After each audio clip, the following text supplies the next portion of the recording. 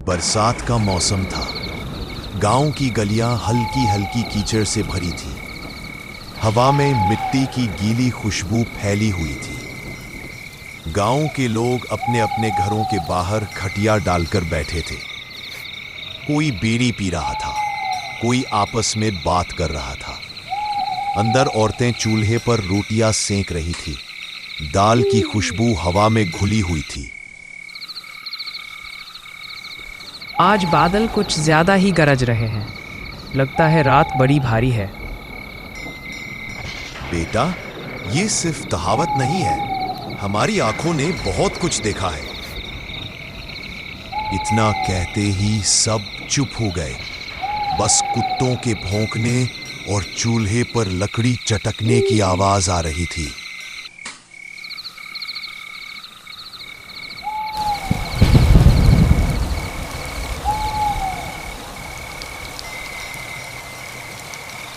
उसी समय गांव से दूर एक आदमी शिवराम अपनी बाइक लेकर जा रहा था। वह अपने रिश्तेदारों के घर जाने निकला था। दोनों तरफ घना जंगल था, रास्ता सुनसान और अंधेरा। अचानक बादल गड़गड़ाए और मूसलाधार बारिश शुरू हो गई।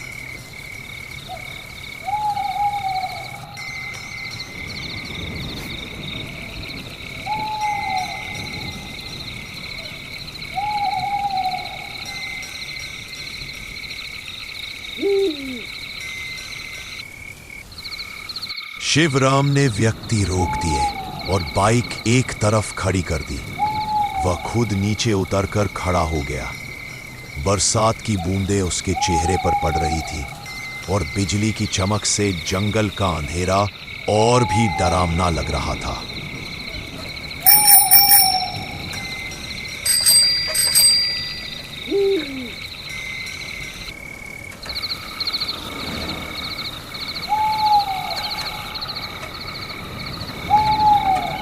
शिवराम चौकन्ना हो गया। बरसात और अंधेरे के बीच एक आदमी साइकिल पर उसकी तरफ आता दिखा। वह उसके पास रुक गया। साइकिल वाला धीमी आवाज में, भाई आगे मत जाना, रास्ता ठीक नहीं है। क्यों, क्या हुआ है? इतना ही समझ ले, आज की रात तेरे लिए नहीं है, लौट जा। ये कहकर साइकिल वाला अचानक तेजी से आगे निकल गया। बारिश और अंधेरे में उसकी परछाई धीरे धीरे गायब हो गई। शिवराम कुछ देर सोचता रहा, फिर खुद से बोला, बेवजह डराता है, मुझे तो पहुंचना ही है। काफी देर बाद वह अपने रिश्तेदार के घर पहुंचा। दरवाजे पर दस्तक दी। भीतर से उसकी सास की आवाज आई, अरे शिवराम बेटा, अंदर आ, बाहर भीग जाएगा। अंदर ससुर और साला बैठे थे। शिवराम थका हारा अंदर आया, पानी पिया और बोला, रास्ते में अजीब घटना हुई। एक आदमी साइकिल पर मिला और कहने लगा कि आगे मत जाना। ये सुनते ही पूरा घर चुप हो गया। लगता है बेटा तू उससे टकरा ही गया। किससे? कौन था वो? ये कहानी बहुत पुरानी है। अमावस्या की रात की, जब गांव का एक गरीब आदमी शहर से लौट रहा था।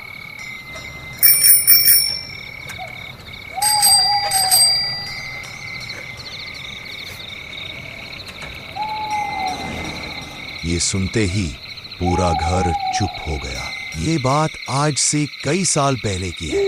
एक गरीब आदमी था, नाम था गंगाराम। घर की हालत बहुत खराब थी, खाने तक को दाने नहीं थे। बेचारा मजबूरी में शहर मजदूरी करने गया था।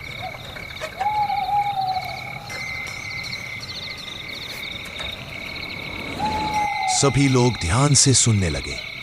अंदर रसोई में चूल्हे पर लकड़ी चटक रही थी, बाहर बिजली चमक रही थी।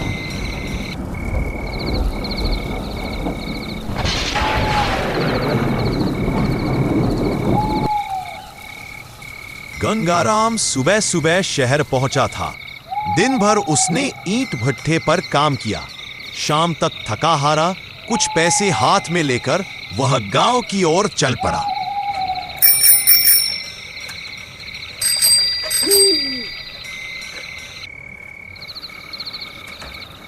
लेकिन काम खत्म होते होते देर हो गई और वह रात थी अमावस्या की रात। आसमान में काले बादल थे। हवा अजीब सी गूंज रही थी।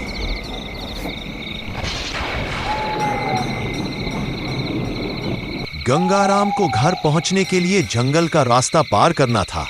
उसने सोचा, अगर यहीं रुक गया तो बच्चे भूखे रहेंगे, पैसे तो पहुंचाने ही होंगे। वह तेजी से कदम बढ़ाने लगा। पत्तों की सरसराहट, झींगुरों की आवाज और कभी-कभी उल्लू की हू हू आवाज जंगल को और भयानक बना रही थी।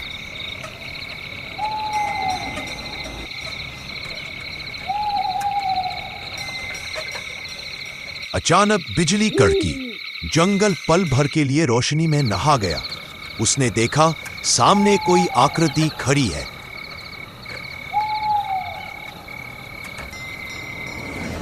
गंगाराम ठिठक गया। सामने से एक आदमी साइकिल पर आता दिखा।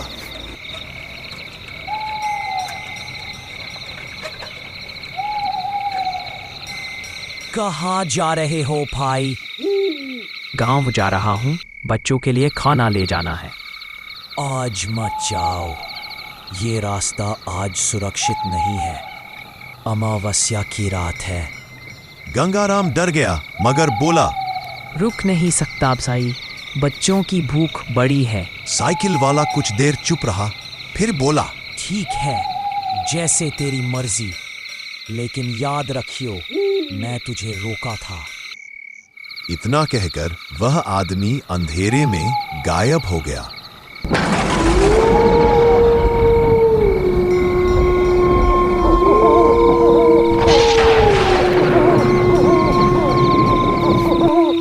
गंगाराम का दिल धड़क रहा था। फिर भी वह जंगल में आगे बढ़ा। अचानक उसने सुना जैसे कोई उसके पीछे पीछे चल रहा हो। उसने पीछे मुड़कर देखा, कुछ भी नहीं था, बस अंधेरा और बारिश। फिर उसने तेज कदम बढ़ाए, लेकिन आवाज और तेज हो गई। थक थक थक, जैसे कोई उसके पीछे लकड़ी से जमीन ठोकते हुए आ रहा हो। गंगाराम पसीने से तरबतर हो गया। उसने भागना शुरू किया।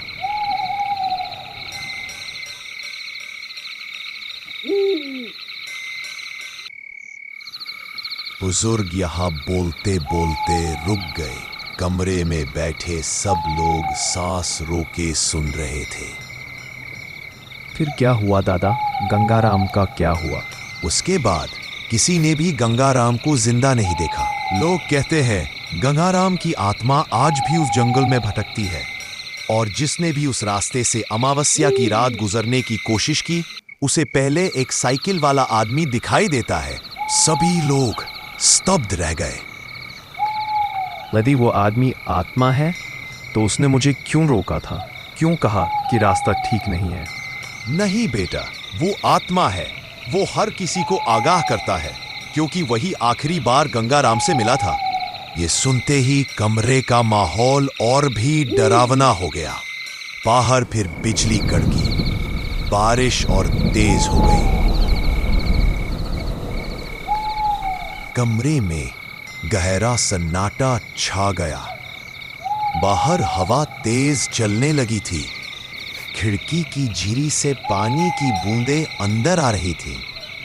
हे भगवान, ये कैसी रात है? कमरे में सब लोग खामोश बैठे थे।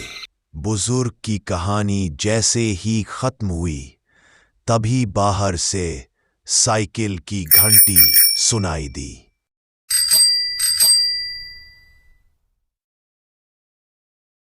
अगर आपको ये कहानी पसंद आई हो तो चैनल को सब्सक्राइब कर लीजिएगा, क्योंकि कल एक रियल हॉरर स्टोरी मैं बताने वाला हूं। और लाइक शेयर जरूर कीजिएगा। बाकी के साथ हैप्पी अष्टमी और हैप्पी विजयदशमी। सावधानी पूर्वक विजयदशमी मनाएं और अपने अंदर के रावण को भी जला दें। And thank you watching this video शुभ रात्रि।